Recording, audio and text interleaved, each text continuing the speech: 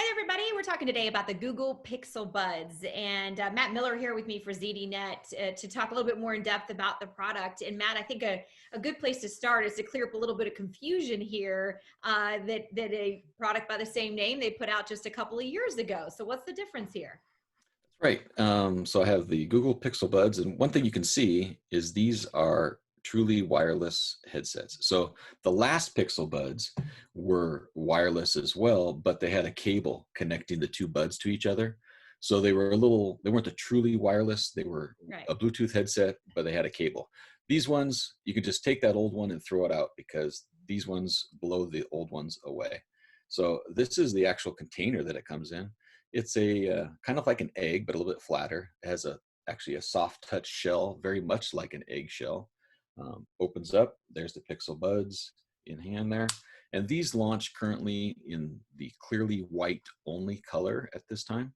And they're $179. And if you go to the Google website, you'll see there's an oh so orange, quite mint, and almost black. But those colors haven't launched yet. So we just have the white one available now. The nice thing about these buds, um, they're quite small.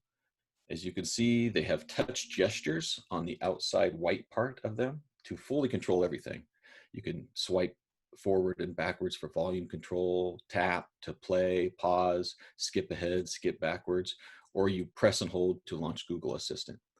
And the nice thing about these compared to some other headphones we've seen in the past is these ones actually fully independent operation. So you can put one bud in and do everything with one bud, even all the controls, or the other bud.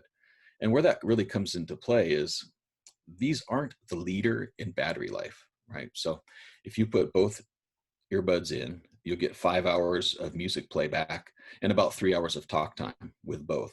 However, since you can use them independently, you can put one in for 5 hours, pop it out, put it in the charging case, put the other one in for another 5 hours, and then just keep on doing that and have, I think it's 19 additional hours with the battery charging case provided that way. So you can extend the life if you're going to go in a situation where you really long battery life.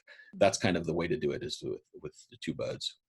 The battery case is a wireless charging case, kind of like the advanced one in the AirPods. So you can just set it down on your Qi wireless charger and charge up the case, or you can use a standard USB. It has IPX4 sweat and water resistance, so it can be used to run. And I've actually done a run, I think yesterday with them. And the nice thing is they have, I don't know if you can see there, they have a little horn that sticks out. It's called a stabilizer arc.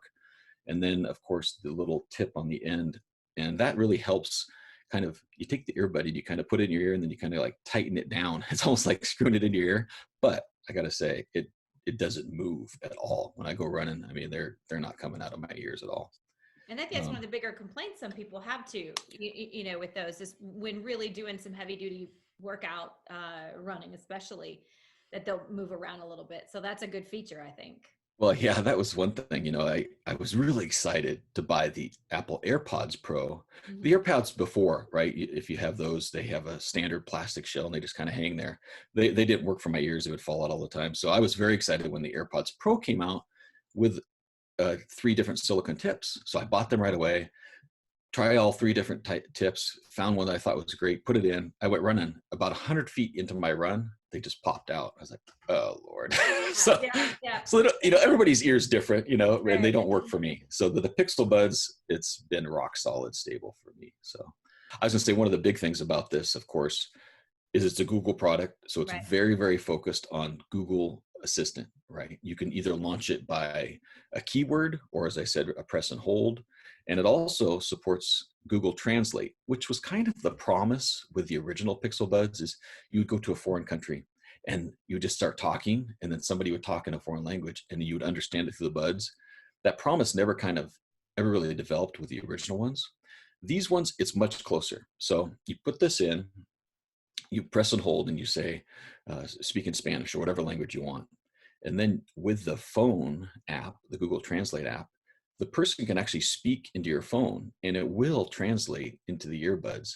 Now, a little bit of a lag in the translation part, and some of the words aren't perfect, but I was messing around with my daughter has a really good friend in Japan. And so they were talking back and forth and she said, okay, speak Japanese to me. And it works, you know, so Yeah, I think it, that's awesome. oh yeah, it's pretty great. So, you know, Yeah, that's a really I think that's a really great feature. I mean, obviously, one of the biggest things people want to know, Matt, is how do they compare? Of course, to apples, which we just mentioned. Do you have a preference? It kind of sounds like you do after talking about the two, but how do you feel there? well, I do for fit, right? Just because for me in particular. However, the new AirPods Pro, I believe the price is 249. The focus of them is the ANC, the active noise canceling, and when you for like airplane travel and such, it blocks out all the airplane noise and all of that kind of thing.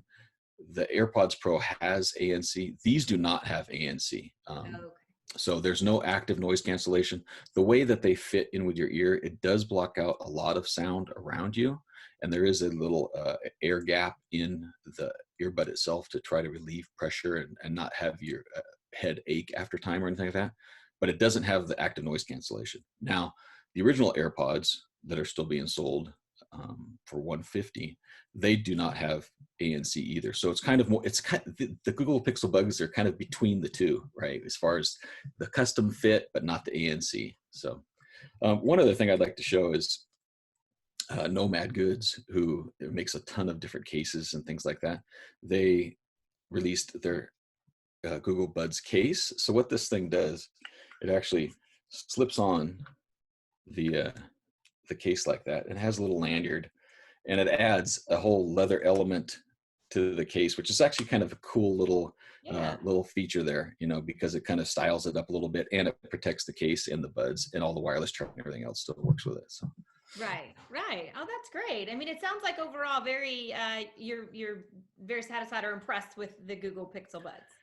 yeah, they're a great product. You know, we saw these back at the launch back in Mhm. October, and there was the promise of when they're going to come out, and they finally are out. And I think it's living up to the promise. And the one thing is too is Google has promised, just like the Google Pixel phones, feature updates and software updates will come to the Pixel Buds. So when you buy it, it'll be evolving and improving over time as well. So there's a lot of things that they might be able to add. I heard the first one is going to be some improvements in some of the noise performance and things like that. So, you know, we could look forward to more up. Yeah, excellent. All right. Well, for much more, you guys on the Google Pixel Buds and Matt's full review, make sure you check that out on ZDNet. Thanks so much for watching.